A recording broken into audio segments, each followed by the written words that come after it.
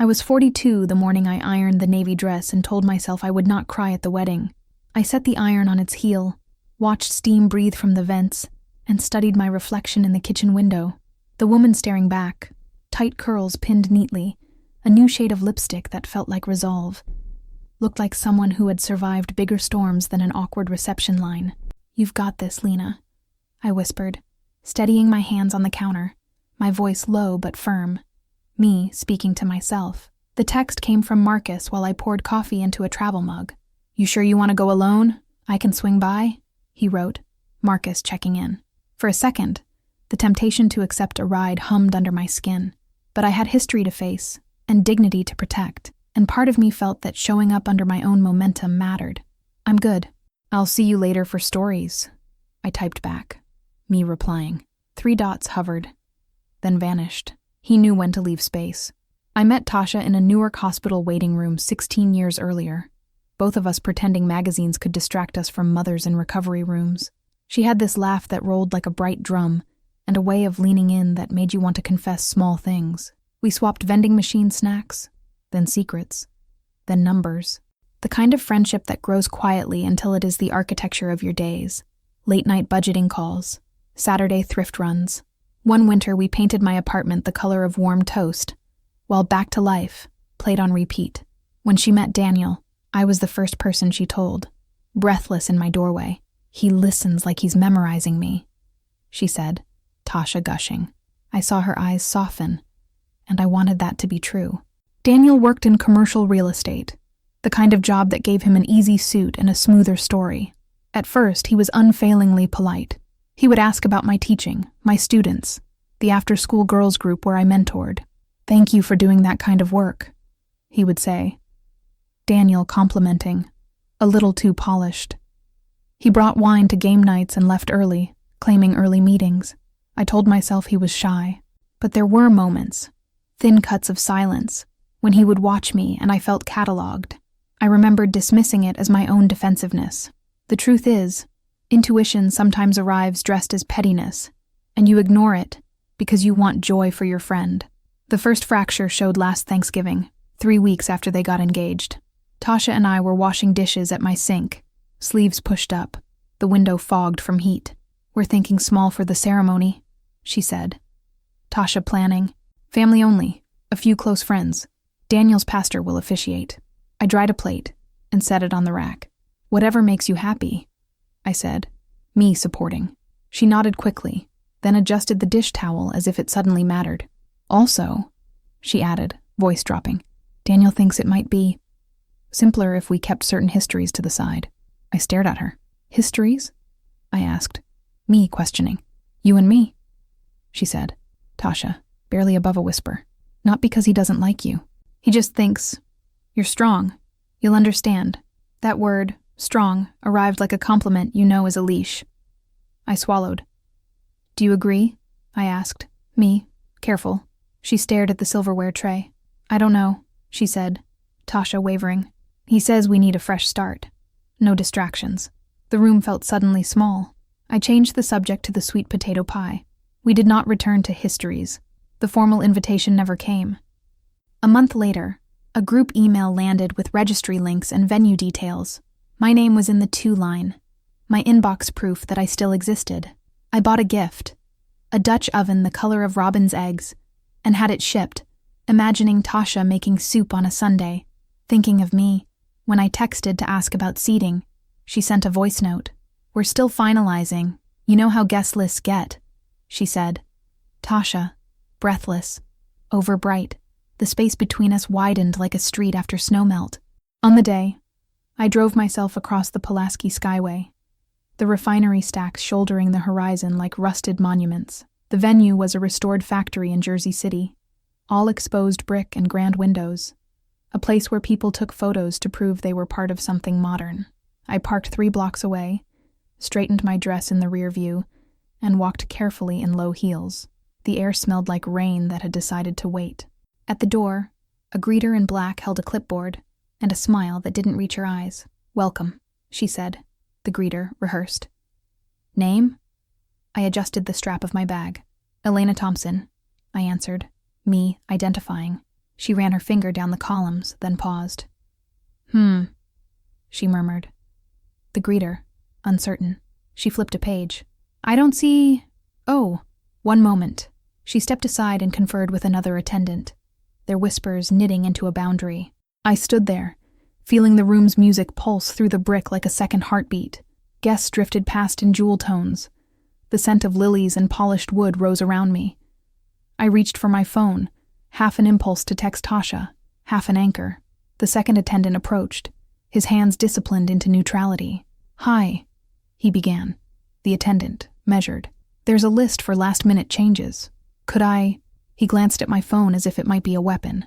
I nodded and followed him to a side table, where a printed spreadsheet lay inside a clear sleeve. On it, a column was highlighted in pale yellow.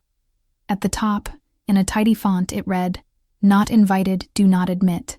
My name was there, third from the top. No cross-out, no apology. Just a neat proof of exclusion. My first reaction wasn't anger. It was a strange relief, as if something slippery had finally let me see its shape.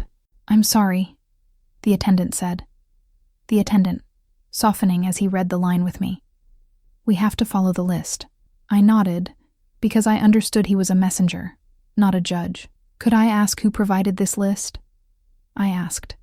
Me, steady. He glanced toward the coordinator near the bar. The couple, he said. The attendant, factual. And the planner. He hesitated. There's a holding area if you'd like to wait for someone from the bridal party to speak with you. Holding area. The words tasted like detention. I looked at the door that led into the main hall. Through a gap, I could see the arch of flowers, the aisle like a polished river, the early guests taking selfies against raw brick. My breath went thin. I thought about 16 years, about hospital coffee, about paint flecks on our wrists. I thought about the Dutch oven sitting in their apartment like a silent witness.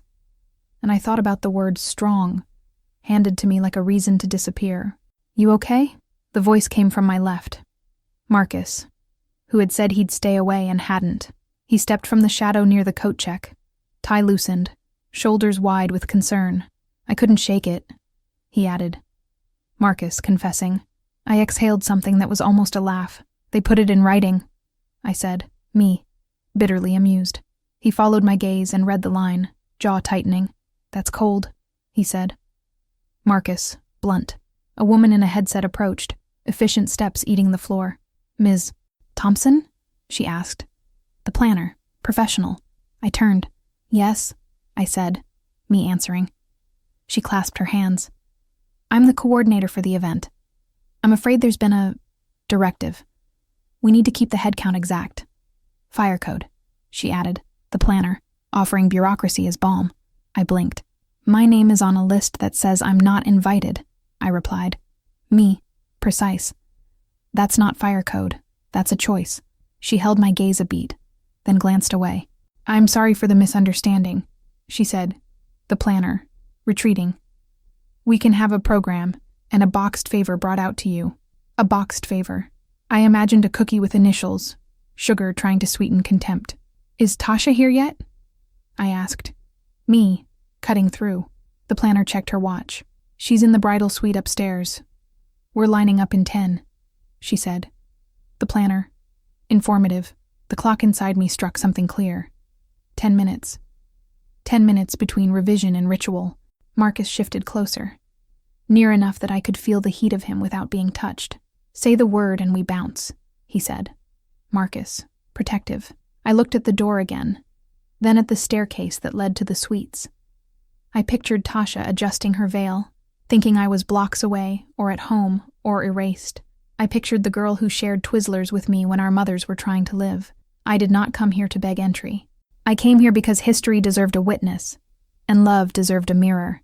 I need to see her, I said. Me deciding. The planner's brows rose a fraction. That won't be possible, she said. The planner, brisk. We're in final staging. I smiled without humor. And yet, here I am, I replied. Me, unyielding. Marcus slid his hands into his pockets like a man resisting the urge to lift me bodily up the stairs. I'll be here, he said. Marcus pledging. Whatever happens. I nodded. I could feel my heart settling into a rhythm that meant trouble. The guard at the base of the stairs was younger than my homeroom students and twice as nervous. "Authorized personnel only," he said. The guard, apologetic. I stepped close enough to lower my voice. "I taught a girl to read last year who had 3 jobs and no time," I said. Me, remembering. "I'm not your problem today." He swallowed, looked past me toward the planner, then to Marcus, then back. His arm dropped a few inches. I walked up, each step a drumbeat under a hymn I didn't believe in anymore. On the landing, laughter bubbled from behind a door. I knocked once, then pressed my palm to the wood. "It's Lena," I said, me announcing. Silence fell, then a shuffle, then the door cracked. A bridesmaid I didn't recognize blinked at me, mascara heavy, surprise widening her face. "We're, busy," she said. The bridesmaid stalling. Behind her, I saw Tasha in a white sheath, veil pinned, eyes smoky and bright. Our gazes caught like 2 people spotting themselves in a shop window and briefly not recognizing what time had done. "Lena?" she asked. Tasha, breath-catching. The bridesmaid looked uncertain. I didn't wait for an invitation. I stepped in. The room smelled like hairspray and peonies. A makeup artist froze, brush midair. Tasha's mother, whom I had helped to physical therapy appointments, sat on a chaise, lips pursed. "What is this?" she asked. The mother brittle. I lifted a hand. "A small piece. They put my name on a list downstairs," I said. Me, clear. They labeled me not invited. Before I decide what to do with that, I needed to look at you and ask, "Is this what you want?" The room tightened. Tasha's throat worked as she swallowed. "It's complicated," she said. Tasha, voice thin. "No," I answered. Me, steady. "It's simple. Do you want me here or not?" The air held its breath. Her eyes shone, and for a flash I saw the girl in the waiting room again. "I wanted you always," she said. Tasha, truth slipping out. "Then say so," I replied, me urging. Out loud, a knock at the door. Daniel's voice slid through, oil over water. "Ladies, 5 minutes," he said. Daniel, authoritative through wood. I saw Tasha flinch. I stepped closer.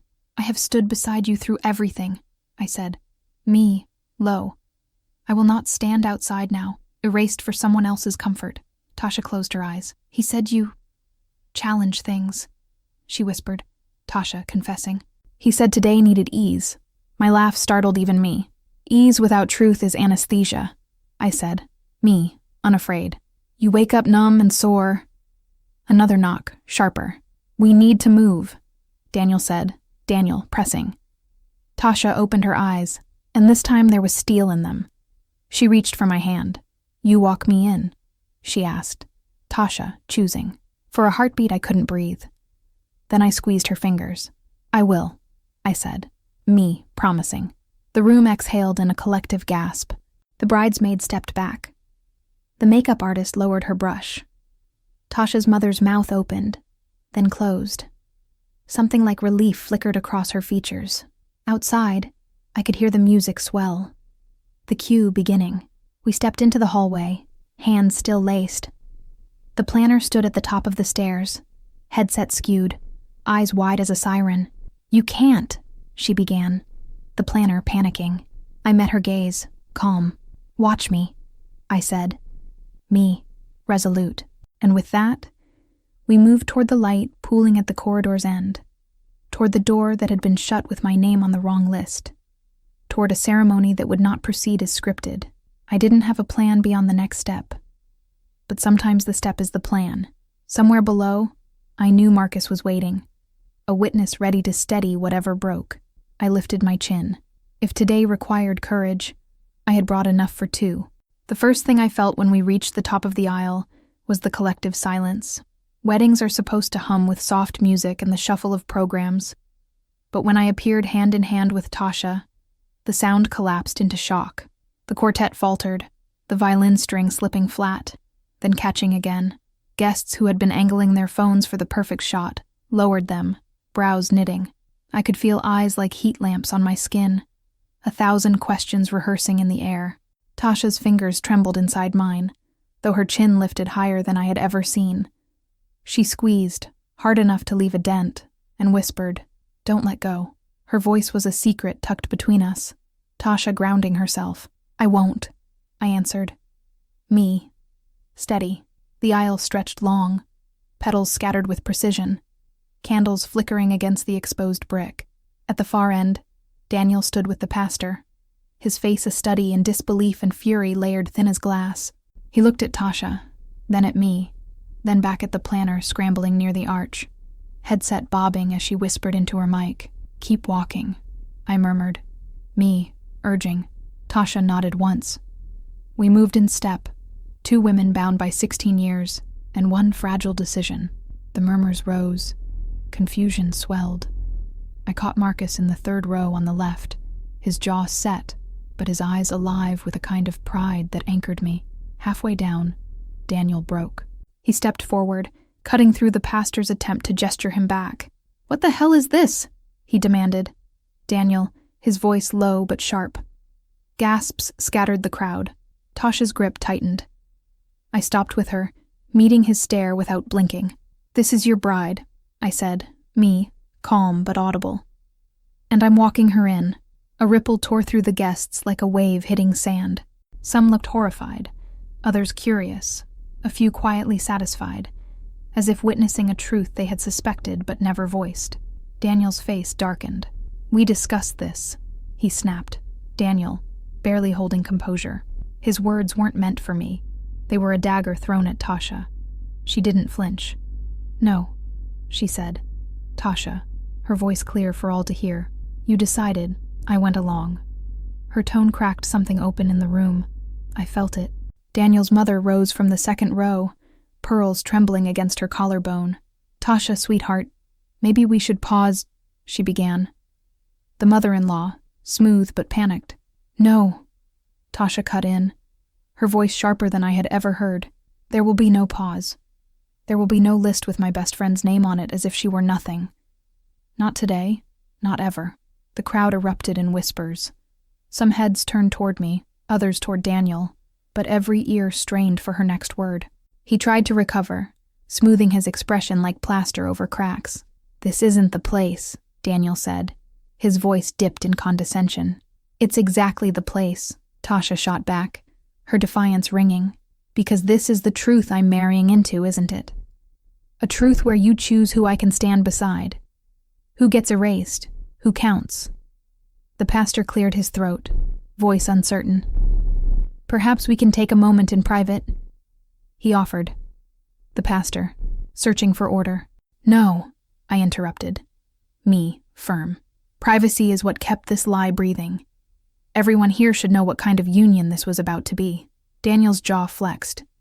He looked at me as though I were a threat to demolish his carefully built stage. And maybe I was. His composure cracked enough for venom to slip. You've always needed to be the center, haven't you? He spat. Daniel, revealing his bitterness, couldn't stand that she had someone else. I didn't answer right away. I let the silence fill, let every guest see how his words landed. Then I said slowly, I never needed center. I only needed honesty. And I think today, so does she. Tasha released a breath like she had been holding it for years. Daniel, she said softly.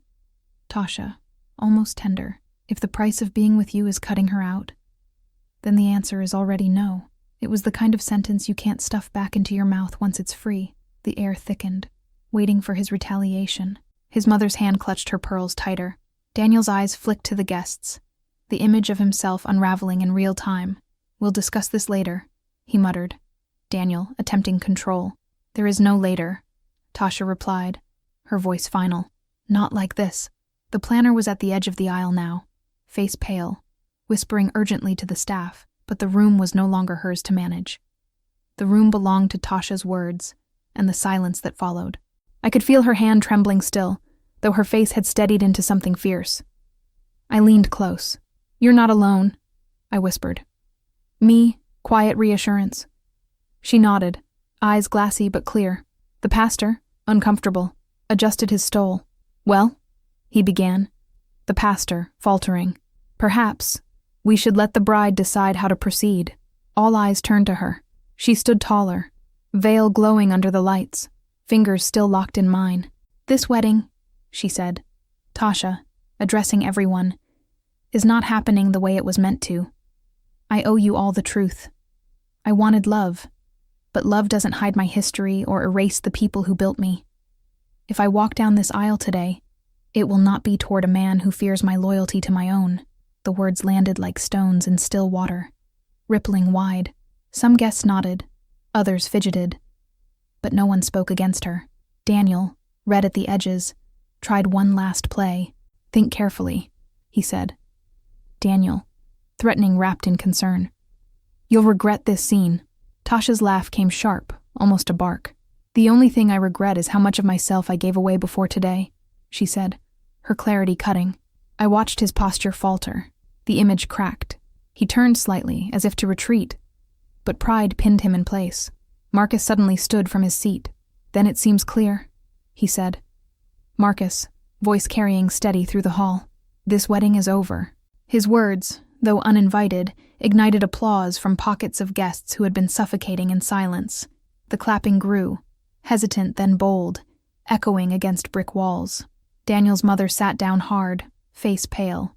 The planner lowered her clipboard, defeated. Tasha turned to me, tears streaking her cheeks but her smile radiant. "Thank you," she whispered. Tasha, full of release. I pulled her into an embrace, right there at the center of the aisle. People gasped again, but this time not from scandal. Something like awe threaded through the room. "You saved yourself," I murmured into her hair. "Me." Soft. "I just walked with you." When we pulled apart, Daniel was already moving toward the side exit, muttering to someone on his phone. His shadow disappeared into the corridor, swallowed by his own undoing. The music faltered to a stop. The guests sat restless, uncertain whether to leave or linger. Then, almost impulsively, Tasha turned back to them. "There won't be a reception," she said, her voice steady, though her mascara bled. "But there will be truth, and that feels like enough." And just like that, it was over. Outside, the night air slapped fresh against my skin. The city lights sparkled across the Hudson, indifferent to human theater. Marcus caught up to us, slipping his jacket over Tasha's shoulders without a word. She exhaled deeply, like someone tasting freedom for the first time in years. We stood together on the sidewalk, the three of us, while behind us the factory's windows glowed with confused guests, still buzzing over what they'd witnessed. Tasha looked at me, her voice barely audible. "You think they'll ever understand?" she asked. Tasha, weary. "Maybe not all of them," I replied. "Me, honest. But the only one who had to was you." She nodded, tears drying in the night wind. "Then I guess I just gave myself the wedding gift I really needed," she said. Tasha, wry but broken. Marcus glanced at me, his eyes saying what words couldn't. "You did the right thing." I felt the truth settle heavy but clean in my chest. I wasn't invited. I was written out. But in the end, I walked her in, not as an accessory, not as an afterthought, but as the anchor she had nearly let go of. And somehow, in the ashes of that ruined ceremony, we both began again. The days after the wedding felt like walking through a fog. News travels fast in our community, faster than reason. And by Sunday afternoon, I was already receiving messages from people I hadn't spoken to in years. Some were supportive, some curious, and others dressed their judgment in politeness. Heard about the situation. One former colleague texted, her words coated in gossip. "Hope you're holding up." I ignored most of them. Tasha, though, called me the very next morning. Her voice was hoarse, like she had screamed or cried herself raw. "I don't even know what I'm supposed to feel," she said, Tasha unraveling. "You're supposed to feel everything," I replied. "Me, honest, and then let it sort itself out." There was silence on the line. Then a small laugh that cracked in the middle. "My mother hasn't spoken to me since last night," she admitted, Tasha wounded.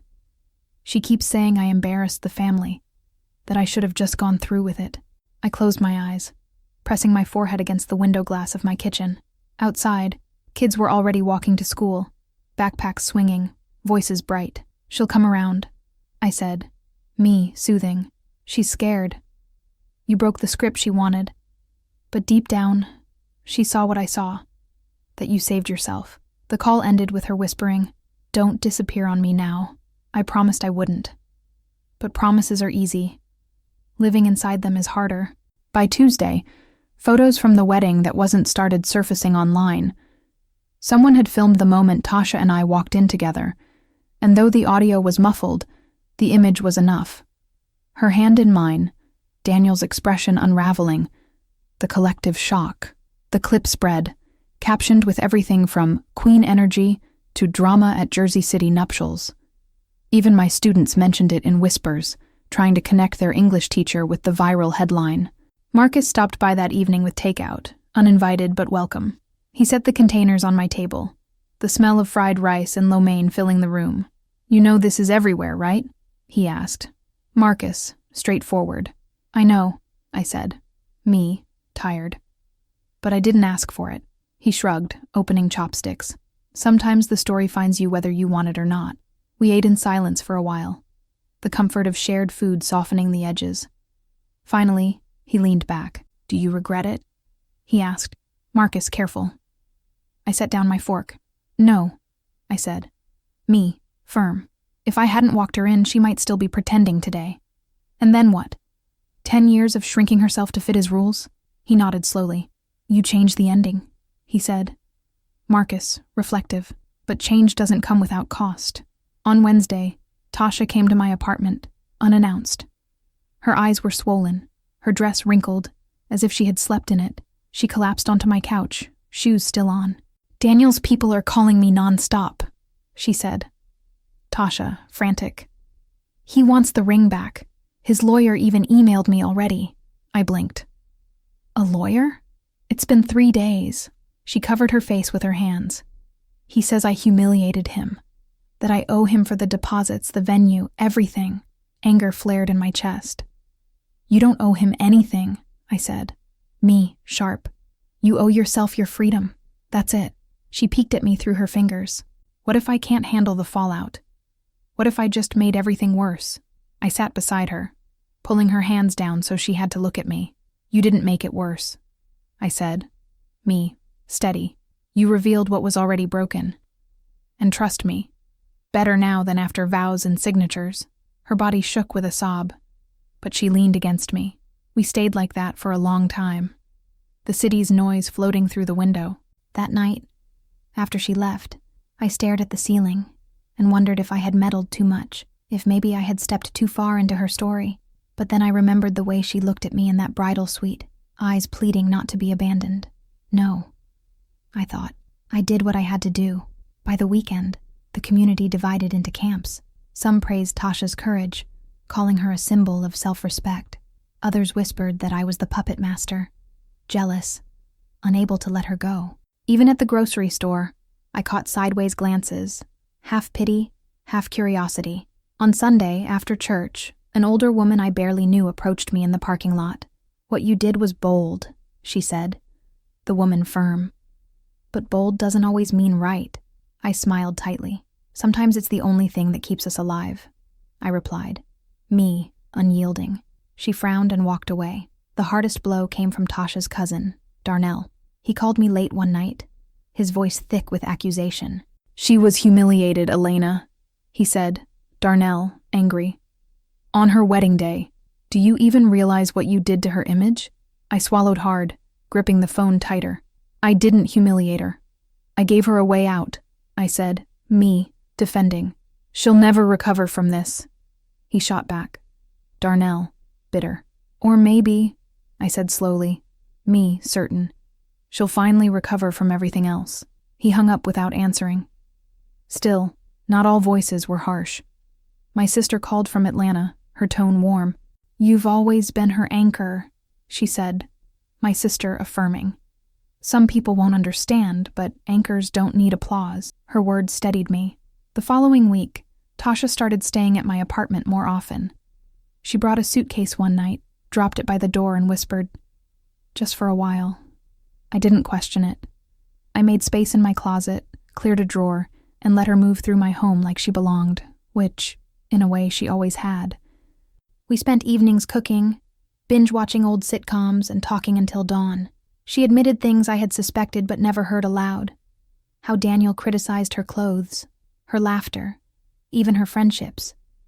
How he once suggested she quit her job because He could provide. He didn't want a partner, she said. Tasha, bitter. He wanted an audience. And you deserve more than that, I told her. Me, unwavering. She nodded, tears glistening. I almost forgot that, she whispered. Tasha, breaking. As weeks passed, the noise around us began to fade. People found new scandals, new stories to chew on. But the consequences lingered. Tasha had to return the apartment keys she had shared with Daniel. She fielded calls from relatives who sided with him. And each time she came back to my place with her shoulders heavy, her spirit tested. One evening, as we sat with glasses of wine on my balcony, she turned to me. "Do you ever feel like the villain in someone else's story?" she asked. Tasha, contemplative.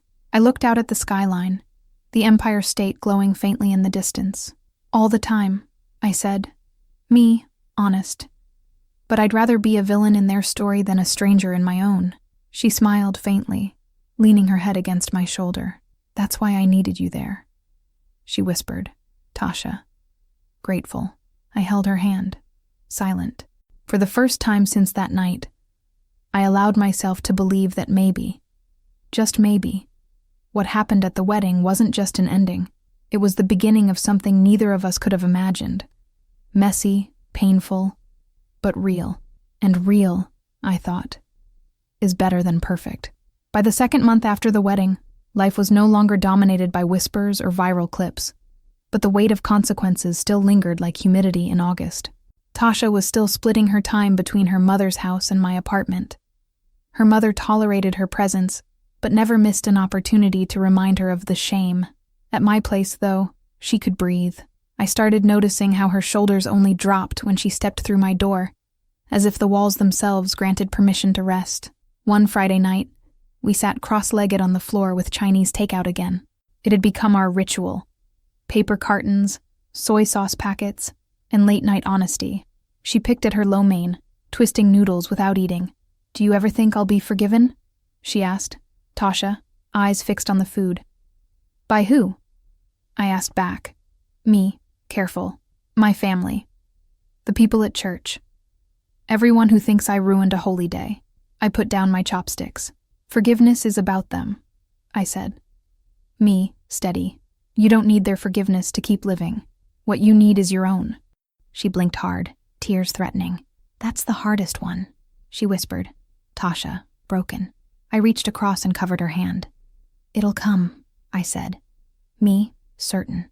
The truth was she was healing, but unevenly. Some days she laughed easily, teasing me about my outdated playlists or the way Marcus lingered too long when he dropped by. Other days she collapsed into silence, scrolling endlessly through old texts from Daniel, as if punishing herself with proof of his manipulation. Marcus, meanwhile, had become a quiet constant. He checked in regularly, never pushing, just offering presence. One evening after helping me carry groceries up the stairs, he lingered at the doorway. "You two gonna be okay?" he asked. Marcus, gentle. "We're surviving," I answered. Me, half smile. He studied me for a moment, then said, "Don't forget to check on yourself too." His voice carried more weight than the bags in my arms. The following week, Tasha asked if she could stay at my place full-time. "I can't keep going back and forth," she admitted. Tasha, exhausted. "Every time I step into my mom's house, I shrink." I didn't hesitate. "Then stay here," I said. Me, welcoming. "For as long as you need." We rearranged the apartment together. Her clothes filled my dresser. Her books spilled onto my shelves. Even my students noticed when I accidentally brought her scarf to class draped around my neck. "That yours, Ms. Thompson?" one girl teased. My student, mischievous. I just smiled and said nothing. But the outside world hadn't finished with us. Daniel's lawyer persisted, sending letters demanding reimbursement for wedding expenses. One evening, Tasha slammed the latest envelope onto the table. "He won't stop," she said. Tasha, furious. "He wants me to pay for daring to leave." I read the letter twice, my anger simmering. "He's trying to scare you," I said. Me, analyzing. "If he had a real case, he'd file it. These are threats, not law." She buried her face in her hands. "I don't have the fight in me," she confessed. Tasha, crumbling. I sat beside her. Then I'll fight for you, I promised. Me, resolute. The next morning, I called a former student's mother who worked at a legal aid office. Within a week, Tasha had pro bono representation. When Daniel's lawyer received the response letter, the threats stopped. Tasha cried in my kitchen, holding the paper that declared she owed him nothing. "You saved me again," she said, Tasha trembling. "No," I corrected. Me, gentle. "You saved yourself the moment you said no at that aisle. This is just paperwork catching up." Her healing deepened after that. She applied for a new job. Something Daniel once told her was beneath her degree. When she got the offer, we celebrated with cheap champagne on the balcony. She lifted her glass high, city lights dancing in her eyes. "To fresh starts," she toasted, Tasha triumphant. "To truth," I replied, me clinking glasses. Still, not everyone celebrated. At a family gathering she braved without me. Her aunt cornered her with cold words. "You threw away stability," the aunt said, accusation sharp. "All for the sake of that friend of yours." When Tasha came home and repeated it, I felt my chest tighten. "That friend of yours," I echoed, bitterness in my tone. "As if I don't have a name." She touched my arm. "You're more than a name," she said softly. Tasha, reassuring. "That's why they can't stand you." Her words stayed with me. More than a name. But the real turning point came one Sunday evening, months after the wedding. We were on the balcony again, mugs of tea warming our hands. The city was loud below, but between us there was a fragile quiet. "Do you ever think about what your life could have been if Daniel had stayed?" I asked, me curious. She laughed, a sound with no humor. "Small," she answered. Tasha, blunt. "It would have been smaller." My laughter quieter, my opinions shorter, my world narrower. I would have been a shadow dressed as a wife. I studied her profile in the dim light. "And now?" I pressed, me, gentle. She turned to me, eyes glistening. "Now I feel like I'm standing in my own skin for the first time in years," she admitted. "Tasha, free. And that's because of you." I shook my head. "No, it's because of you," I said, me, insistent. I was just a mirror. "You finally looked."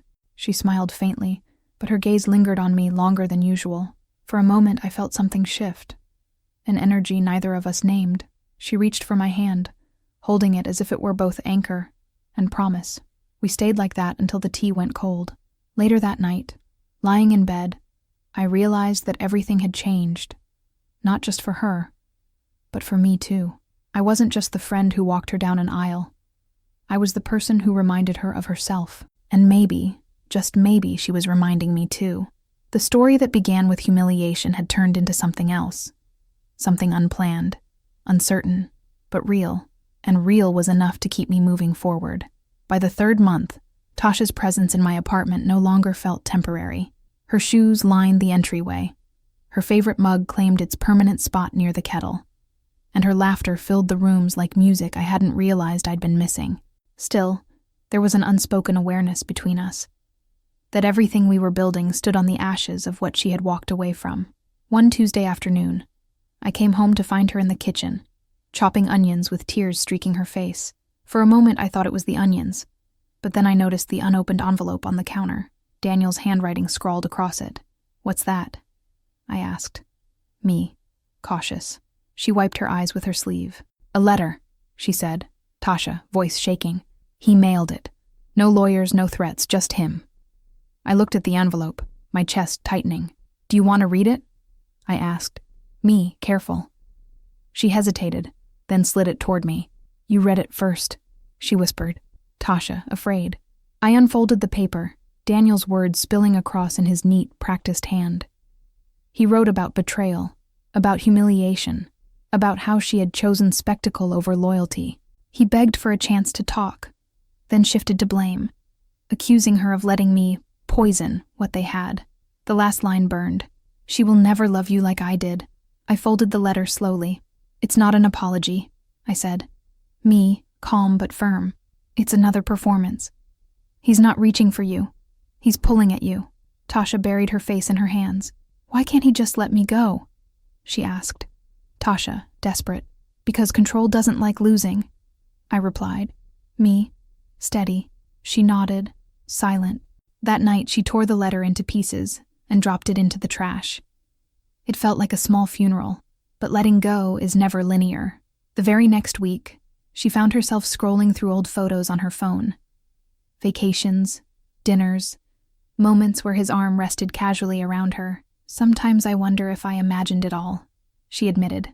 Tasha, uncertain. The love, the good parts. You didn't imagine it, I told her. Me, gentle. But good moments don't erase the truth of what followed. A cage with velvet walls is still a cage. She closed her eyes, tears slipping free.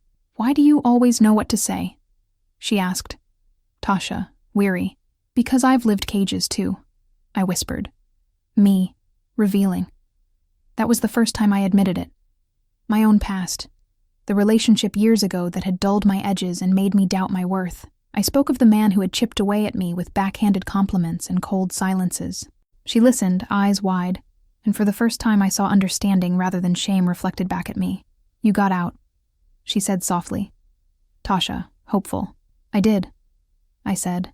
Me, nodding. And so did you. The conversation left us both raw, but closer. After that night, she stopped romanticizing Daniel's absence as much. Instead, she started writing. Pages and pages in a notebook, spilling memories and confessions. Sometimes she read them to me. Sometimes she kept them private. Writing, I realized, was her way of reclaiming her story. Meanwhile, the outside world continued to adjust. Church friends who had distanced themselves began sending cautious messages. Maybe you were right, one finally admitted, her text a quiet surrender. Others still avoided her entirely, unwilling to face their own reflections in her choice. Marcus, as always, remained steady. One evening, he joined us for dinner.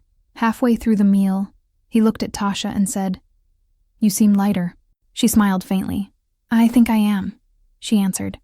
Tasha, reflective. Not healed yet, but lighter. After he left, she turned to me.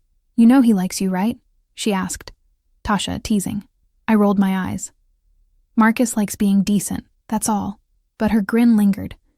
And for a second I wondered if she was right. The turning point came one chilly Saturday in late October. We decided to walk through Central Park, the leaves crisp underfoot, the air smelling of roasted nuts from vendors. Couples strolled hand in hand, families snapped photos, and the city moved around us as if nothing in the world had fractured. At one point, Tasha stopped on a bridge, looking out over the lake. I thought this season would be about planning my honeymoon, she said. Tasha, wistful. And instead? I asked. Me, curious. And instead I'm learning how to breathe again, she answered. Tasha, strong. I touched her shoulder lightly. That sounds like a better trip, I said. Me, half smile. She laughed. A real laugh that cracked through the autumn air. Then she turned to me, her eyes holding mine longer than they should have. For a heartbeat, the world narrowed to just the two of us, suspended above the lake, the city fading away. She opened her mouth, then closed it, words caught between fear and truth. We walked on, but the moment lingered. That night, back at the apartment, she curled up on the couch beside me. We watched some forgettable movie, but neither of us paid attention.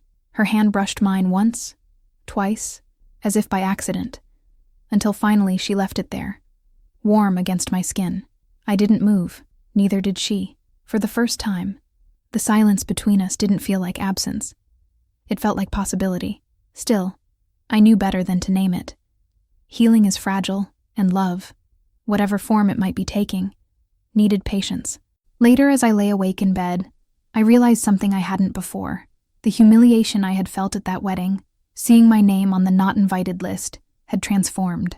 That list had tried to erase me, but instead it had written me deeper into her story, not as an afterthought, not as a shadow, but as someone who walked her forward when she couldn't walk alone. And maybe, just maybe, the story was still unfolding. Winter came early that year, slipping into November with sharp winds that cut through coats and made the city feel harsher than usual. Inside my apartment, though, life had begun to take on a rhythm. Tasha's things mixed seamlessly with mine now. Her coat on the same hook as mine, her perfume lingering in the bathroom, her laugh echoing off my walls like it had always belonged there. But peace is never steady. It trembles under the weight of what hasn't been said. One evening, after grading papers late into the night, I found her sitting on the couch, staring at the notebook she had been filling for weeks. The TV was on, but muted, the flicker of light casting shadows across her face. "You okay?" I asked. Me, cautious. She looked up slowly. "I think I'm falling apart," she said. Tasha, raw. I sat beside her. "Why?" I asked. Me, soft. She tapped the notebook. "Because I've been writing everything down, all of it. And when I read it back, I don't recognize the woman in those pages. She's smaller, weaker, more desperate than I want to admit." I reached for her hand. "That woman isn't who you are," I said. Me, firm. "That's who you had to be to survive. The fact that you see it now means you're already past her." She leaned into me, her body trembling.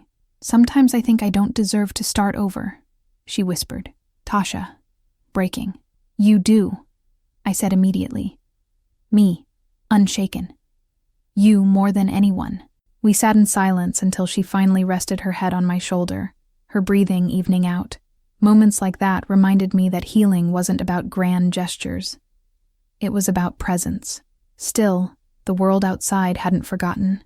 Daniel had gone quiet in recent weeks. But silence often hides strategy, and sure enough, just before Thanksgiving, his presence returned, this time in the form of a rumor. At school, a colleague pulled me aside. "I don't know if you've heard," she said. Colleague, hesitant. "But Daniel's been telling people you orchestrated everything, that you wanted her to leave him because you couldn't stand to see her happy." My stomach dropped, though I kept my face calm. "People will say anything to avoid facing the truth," I replied. Me, steady, but the rumor spread, reaching even Tasha's extended family. One cousin texted her directly. "Be careful. She's not as innocent as she looks." Tasha showed me the message, her hands shaking. "Why do they keep blaming you?" she asked. Tasha, frustrated. "Because it's easier," I said. Me, quiet. "Blaming me means they don't have to question him. It keeps their picture of the world tidy." Her eyes softened.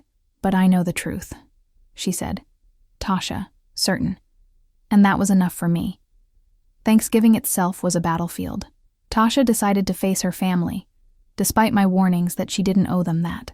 I offered to come with her, but she shook her head. "If you're there, they'll make it about you," she explained. Tasha, pragmatic. "I have to face them myself." When she returned later that night, she looked exhausted, her hair falling loose from its bun. She collapsed onto the couch. "How bad?" I asked. Me, bracing. She exhaled. "They tried everything. Guilt, shame, even prayer circles," she said. Tasha, bitter. "At one point my aunt actually said I let the devil walk me into that aisle." I stared at her, stunned. "The devil?" I echoed. Me, incredulous. She gave a humorless laugh. "Guess who they meant?" Heat rose in my chest. "Let them think what they want," I said. Me, dismissive. "Truth doesn't need their approval." She reached for my hand. "I don't care what they think," she whispered. Tasha, fierce. "I care that you were there, that you stayed." Her words sank deep, warming a place in me I hadn't realized was cold. December arrived with its chaos. Holiday decorations, end-of-semester grading, the city glittering under lights while people rushed to buy gifts. Tasha and I spent Christmas together in my apartment, cooking a small dinner and watching old movies.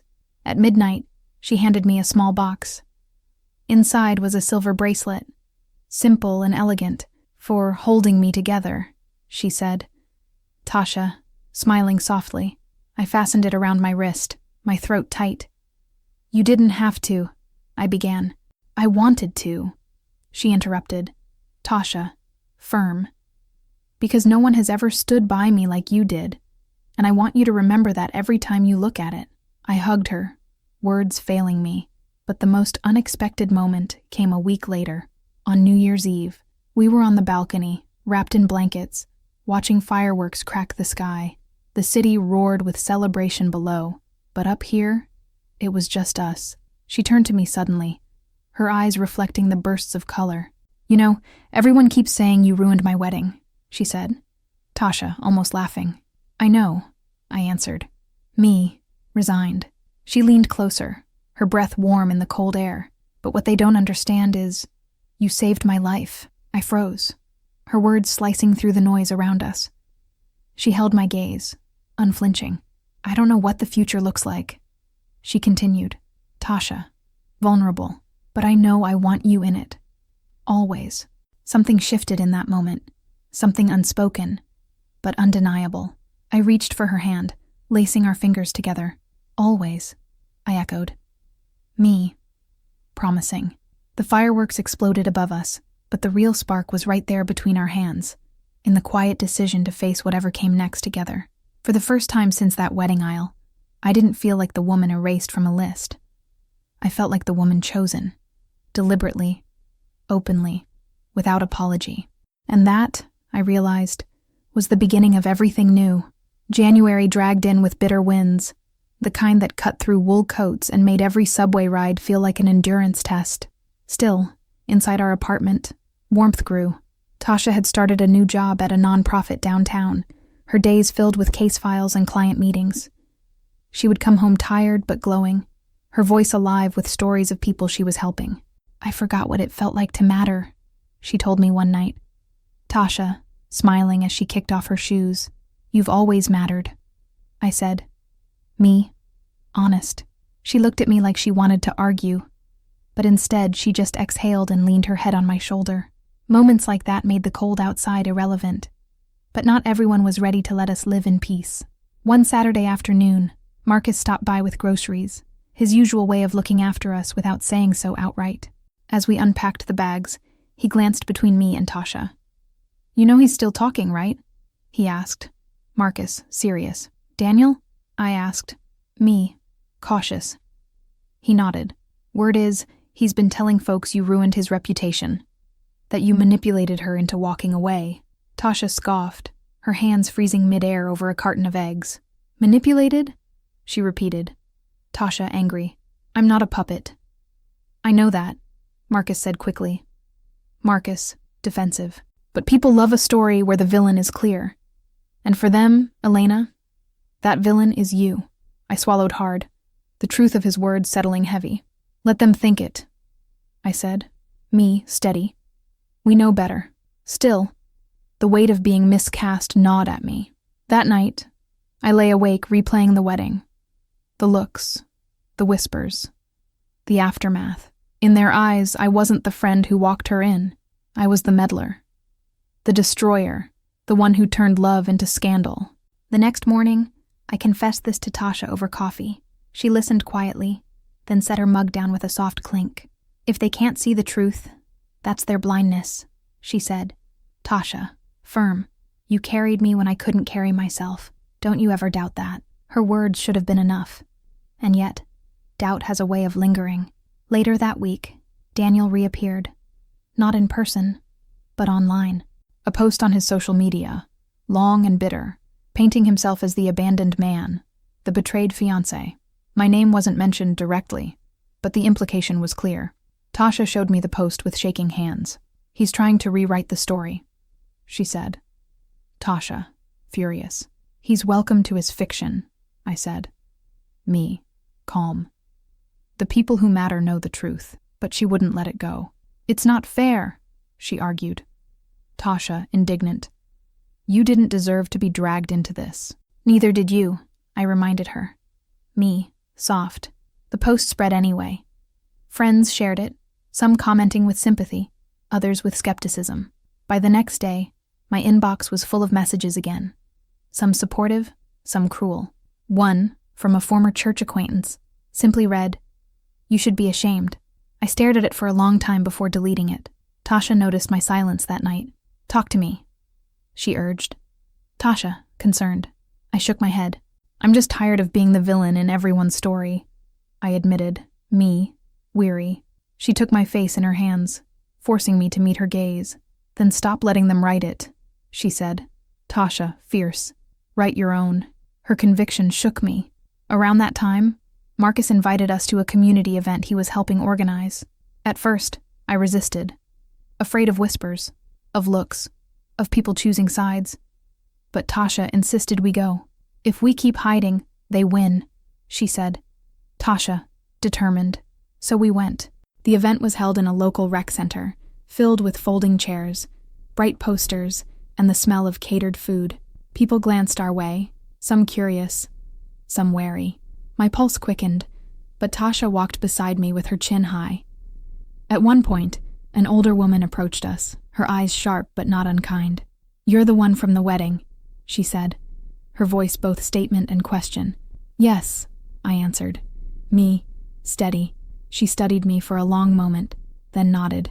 "Took courage to do what you did," she said, her tone approving. "Most people wouldn't have had the guts." Her words disarmed me. I managed a quiet, "Thank you." Not everyone was so kind, but that single affirmation carried me through the night. On the way home, Tasha slipped her hand into mine, squeezing. "See?" she said. Tasha, hopeful. "Not everyone sees you as the villain." I smiled faintly. "Maybe not," I agreed. Me, soft. Still, the weight lingered. Then, in early February, something shifted. Tasha came home one evening with a spark in her eyes. "I signed up for therapy," she announced. Tasha, proud. I blinked. "That's amazing," I said. Me, supportive. She nodded, almost shy. "I think it's time I stop leaning only on you. You've carried enough." Her words brought tears to my eyes. "I don't mind carrying," I whispered. Me, emotional. "I know," she said. Tasha, tender. "But I want to learn to carry myself too." That night, we toasted with cheap wine, both of us laughing through tears. It felt like the first step toward a future not defined by Daniel, or the wedding, or the whispers, but by choice. Later, as we sat on the couch, her head resting against mine, she whispered, "I don't know what we are, you and me, but whatever it is, it's the truest thing in my life." My breath caught. I didn't answer right away, afraid of naming something fragile too soon. Instead, I just held her hand tighter. Because in that moment, I realized the truth. The story wasn't about being invited or uninvited. It wasn't about the aisle, the scandal, or even Daniel. It was about us, two women finding ourselves in the wreckage, rewriting everything that came after, and maybe, just maybe, that was the only story that mattered. February's chill pressed against the windows, but inside, Tasha's decision to begin therapy sparked a quiet warmth neither of us had expected. She came home after her first session with eyes red from crying, but lighter somehow, as if she had finally unclenched a fist she'd been holding for years. "I told her everything," she said. Tasha, breathless, about the wedding, about Daniel, about you. She said, "I've been living in survival mode so long I forgot what real living feels like." I poured us both tea. "She's right," I said. Me, affirming. "But you're finding it again." She smiled faintly, wrapping her hands around the mug. "Because of you," she whispered. Tasha, grateful. Her words warmed me more than the tea ever could. As the weeks passed, her confidence grew. She started dressing differently, bolder colors, brighter patterns. She spoke up in meetings at work, no longer shrinking under pressure. And with every change, I saw glimpses of the woman I had always known she could be, the one who laughed loud and dreamed big. But with growth came tension. One evening, after a particularly long day, she stormed into the apartment, slamming her bag on the table. "Why does it feel like everyone still sees me as broken?" she demanded. Tasha, angry. I looked up from grading papers. "Who said that?" I asked. Me, calm. "No one," she admitted quickly. Tasha, deflating. "But I see it in their eyes, like they're waiting for me to collapse." I set my pen down and crossed to her. "Then prove them wrong," I said. Me, firm. "Keep standing. Keep living.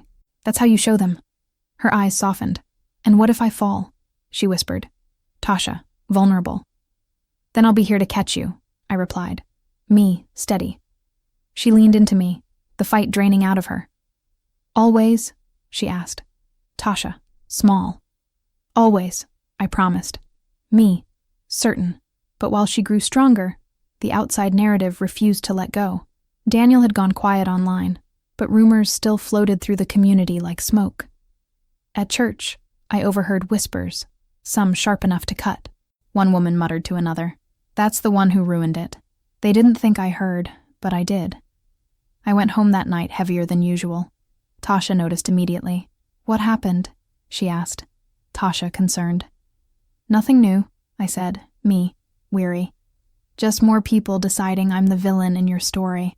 She grabbed my hands, her grip fierce. You're not the villain, she said. Tasha, intense. You're the reason I walked out alive. I wanted to believe her, but doubt lingers like a shadow. Then, in March, something unexpected happened. Tasha's cousin, Darnell, the same one who had once accused me of humiliating her, showed up at my apartment. His face was tight, his voice low. Can we talk? He asked. Darnell, hesitant. I hesitated, then let him in. He stood awkwardly near the door, shifting his weight. I owe you an apology, he said. Darnell, grudging. I was angry, and I blamed you because it was easier than admitting Daniel was who he is. I studied him, unsure. What changed? I asked. Me, cautious. He exhaled. Tasha. She told me everything. The way he controlled her. The way he tried to erase you. I didn't want to believe it, but I can't argue with her truth. I felt something loosen in my chest. Thank you, I said. Me. Simple. He nodded once. Just take care of her, he said. Darnell, softer than before. I already do, I replied. Me. Firm. After he left, I told Tasha what happened. She cried, hugging me so tightly I could barely breathe. They're finally listening, she whispered. Tasha, relieved. It wasn't everyone, but it was a start. As spring approached, our lives took on a new rhythm. Tasha thrived at her job. I poured myself into teaching, and our evenings were filled with shared meals, laughter, and quiet moments on the balcony. Yet underneath it all, something unspoken lingered between us, an intimacy that felt like more than friendship, but had no name. One night, as rain tapped against the windows, she curled beside me on the couch. Do you ever think about us? She asked, Tasha, hesitant. My heart skipped. What do you mean? I asked. Me, careful. She looked down, twisting her fingers. I don't know, just us. More than this. More than friends. Silence stretched. My mind raced with every consequence, every whisper that would follow, every risk. But then I looked at her, the woman who had stood at the edge of an aisle and chosen truth over comfort, and I realized I didn't care. Yes, I said finally. Me, honest. I think about it. Her eyes lifted to mine, shimmering. And? She pressed. Tasha, hopeful. And I'm scared, I admitted. Me, raw. But I'm more scared of losing you by not saying it. A slow smile spread across her face. She reached for my hand, lacing our fingers together. Then let's not lose each other, she whispered. Tasha, sure. The world outside could think what it wanted. Daniel could spin stories. The church could whisper. The community could judge. None of it mattered in that moment. What mattered was her hand in mine. The truth between us. And the quiet decision to stop hiding from what had been there all along. That night, as we fell asleep side by side, I realized something. The story had started with a humiliation so sharp, it felt like it might break me. But now, it had become a love story.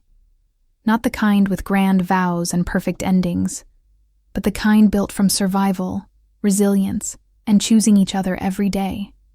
And maybe, just maybe, that was the truest kind of love there was.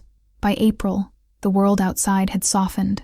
The harsh whispers, the rumors, the pointed looks, they hadn't vanished, but they no longer consumed me. I think people eventually grew tired of repeating the same story, or maybe they just moved on to new gossip. Either way, the silence gave us room to breathe. And in that space, something fragile but powerful grew. Tasha and I had stopped pretending our bond was only friendship. We didn't name it, didn't announce it, but it was there. In the way she reached for my hand without hesitation. In the way her laughter sounded fuller when we were alone.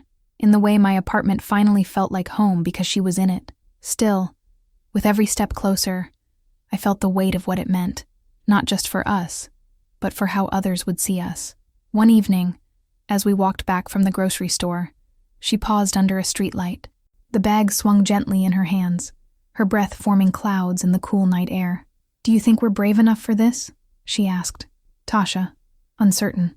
I adjusted my grip on the bags. We've already been brave, I said. Me, steady. This is just another kind of courage. She smiled faintly. Then I guess I'm ready. But readiness doesn't erase fear. The following week, we attended a small birthday gathering for one of her coworkers. It was the first time we had gone out together socially since everything. The night started light. Music, drinks, laughter. But then someone mentioned Daniel. Did you hear he's engaged again? One woman said. Coworker, gossipy. Tasha stiffened. I set my glass down. Engaged? I echoed. Me, cautious. The coworker nodded. To some girl he met online. Real quick, too. Guess he wanted to prove he's fine. The table laughed. But Tasha's face went pale. Later, in the cab home, she stared out the window silent. You okay? I asked. Me, soft. She shook her head. It just hurts, she admitted. Tasha, raw. Not because I want him back. God, no. But because he gets to move on clean while I'm still living in the fallout. I reached for her hand. His story isn't clean, I said. Me, certain. It's just hidden. Yours is real. That's the difference. Her grip tightened. I know. She whispered. Tasha, weary. But sometimes I wish I could hide too. Her words haunted me. Days later, the tension finally broke. We were cooking dinner, pasta simmering, garlic sizzling, when she suddenly put the spoon down and turned to me. What are we doing, Lena? She demanded. Tasha, sharp. I froze. What do you mean? I asked. Me, wary. This, us. I can feel it. You can feel it. But we're pretending it's not happening. And I'm tired of pretending. Her voice shook, but her eyes were steady. I swallowed hard. I'm not pretending, I said. Me, careful. I'm protecting. You've been through hell, Tasha. I don't want to rush you into something you're not ready for. Her jaw tightened. I'm ready, she insisted. Tasha, certain. I've never been more ready. The question is, are you? The room went silent except for the simmering pasta. My chest tightened with every possibility, every risk. Finally, I stepped closer, my voice low. Yes, I said. Me, honest. I'm ready. Relief washed over her face, followed by something softer, hope. She reached for me, and when our lips met, it wasn't fireworks or fanfare. It was quiet, steady, inevitable, like a door opening that had been waiting for years. Afterward, we stood there, breathless. The kitchen filled with the smell of garlic and something new between us. We can't hide anymore, she said. Tasha, firm. No, I agreed. Me, resolute. We can't. The days that followed felt different. Not easier, never easier, but clearer. We were no longer circling around the truth. We were living it. Of course, living it meant facing the world. When we told Marcus, he didn't look surprised. He just grinned, shaking his head. Took you long enough, he said. Marcus amused. I laughed nervously. You're not shocked? I asked. Me, cautious. Shocked? No, he replied. Marcus, warm. Happy? Yes. You two deserve this. Tasha's eyes welled up. Thank you, she whispered. Tasha touched. But not everyone was Marcus. When her mother found out, through whispers rather than our own words, the fallout was harsh. She called one evening, her voice sharp with anger. So this is what it's been about all along? She accused. Her mother, bitter. You ruined your wedding for this? Tasha's hand shook as she held the phone. I ruined nothing, she said. Tasha, defiant. I saved myself, and yes, I love her. If that's what you can't accept, that's your choice. The silence on the other end was deafening, before the line clicked dead. She sat on the couch afterward, tears spilling silently. I sat beside her, holding her until the sobs subsided. I don't care if the whole world turns against us, she said finally. Tasha, trembling. I just can't lose you. You won't, I promised. Me, steady, and I meant it. That spring we walked through Central Park again, the trees budding, the air full of possibility. She slipped her hand into mine openly. No hesitation, no fear. People passed us, some glancing, some not. For the first time, I didn't care who saw, because in that moment, I realized the story had come full circle. from humiliation and exclusion to defiance and truth, from a not invited list to walking her in, to finally walking beside her. Openly, honestly, unapologetically. We weren't just rewriting the ending. We were writing a beginning neither of us had dared to imagine. And this time, no one could cross our names off the list. Spring melted into summer, and with it came a calm I hadn't known in years. Life with Tasha had become less about surviving the fallout of her almost wedding and more about simply living. Two women navigating workdays, dinners, laughter, and the occasional fight over who left the dishes in the sink. Ordinary. Beautiful. Ordinary. Yet ordinary doesn't mean easy. One evening in June, we attended a neighborhood block party. Music pulsed through the streets, kids darted between food stalls, and the smell of barbecue clung to the air. We walked hand in hand, no longer hiding, and though most people smiled or nodded, I caught a few narrowed eyes, a few whispers behind plastic cups. "Do you ever get tired of being watched?" Tasha murmured, her voice low but edged. "All the time," I answered. "Me, honest." She squeezed my hand. "Then let them watch," she said. Tasha, fierce. "At least we're real." That became our mantra. At least we're real. But reality tested us again in July. Daniel resurfaced, not through letters or social media, but in person. It happened outside a grocery store of all places. I was carrying bags to the car when I heard his voice. "Elena," he said. "Daniel," flat. I froze, then turned. He looked the same. Sharp suit, polished shoes, but his eyes carried a shadow. Something worn. "I'm not interested in this," I said. Me. Cold. He smirked faintly. "You always thought you were saving her, but all you did was drag her into your mess." My grip on the bags tightened. "My mess? She's thriving now. Can you say the same?" His smirk faltered, bitterness cutting through. "She'll regret you," he snapped. Daniel, bitter. "Just wait." I stepped closer, voice steady. "No, Daniel. The only regret was almost marrying you." For a moment, I thought he might explode. But instead he turned sharply and walked away, his shadow stretching long under the streetlights. That night, I told Tasha what happened. Her face hardened. "If he ever comes near you again, I'll handle it," she said. "Tasha." Protective. I smiled, though my heart was still racing. "We'll handle it together," I corrected. Me. Firm. From that moment, something shifted. It wasn't just about her survival anymore. It was about ours. In August, she suggested something I hadn't expected. We were sitting on the balcony, the city buzzing below, when she said, "What if we moved? Got a place that's ours, not just yours." I blinked. "You mean, together?" I asked. Me, surprised. She laughed. "We already live together, Lena. I just want it to feel like ours." The thought scared me. New leases, new neighborhoods, new eyes watching us, but it also thrilled me. "Let's do it," I said, me, smiling. By September, we had found a small apartment in Brooklyn. It wasn't fancy. Creaky floors, narrow kitchen, a view of a brick wall. But it was ours. We painted the walls together, argued over furniture, laughed until our stomachs hurt when we spilled paint on the floor. Every mark we left was proof. We were building something real. But the world wasn't done testing us. In October, Tasha's mother showed up at our door. Her face was tight, her eyes weary. For a moment, I braced for another attack. Instead, she spoke softly. "I don't understand your life," she admitted. Her mother, raw. "But I can't keep losing my daughter." Tasha's eyes filled with tears. "You don't have to lose me," she whispered. Tasha trembling. "You just have to accept me." Her mother's gaze flicked to me, then back to her. "I'll try," she said finally. Her mother, hesitant.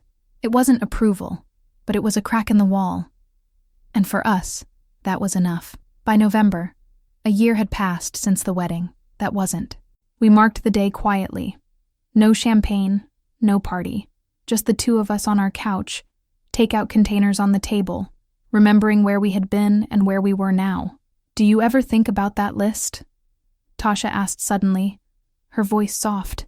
"The not invited one?" I asked. Me, half smile. She nodded. All the time, I admitted. Me, honest. But not with pain anymore, with gratitude. Because if I hadn't been erased, I wouldn't have walked you in. And we wouldn't be here. Her eyes glistened. You turned humiliation into love, she whispered. Tasha moved. I took her hand. No, I corrected. Me, tender. We did. That night, as we fell asleep in our small apartment, I thought about how stories twist and turn.